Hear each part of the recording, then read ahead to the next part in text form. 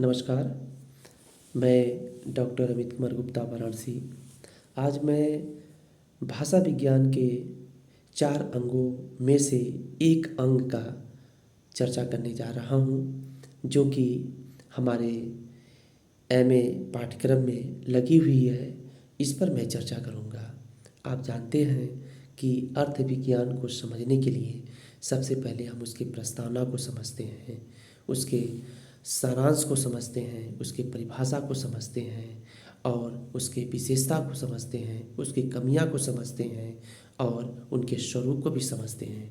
लेकिन मैं आपको बता दूं कि अर्थ विज्ञान को लेकर के प्रत्येक विद्वानों ने, प्रत्येक आलोचकों ने अपने अपने मत के माध्यम से, अपने अपने विचार के माध्यम से अर्थ विज्ञान को बड़े अच्छे से परिभाषित किए हैं।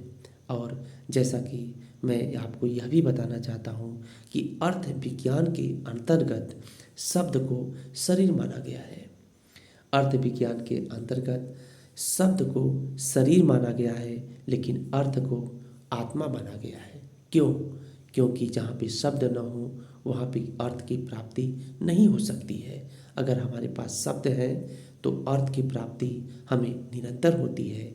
इसलिए शब्द और अर्थ में एक संबंध स्थापित होता है, एक आयाम स्थापित होता है, जो शब्द और अर्थ को लेकर के अर्थ विज्ञान को आगे बढ़ाते हैं। मैं आपको यह भी बता दूं कि अर्थ विज्ञान में अगर आप परिभाषा याद किए हैं तो आप इस परिभाषा से आप उसकी विशेषता को निकाल सकते हैं, इसकी कमियां को निकाल सकते हैं, स्वरूप को निकाल सकते हैं और दिशाओं पर बड़े अच्छे से चर्चा कर सकते हैं।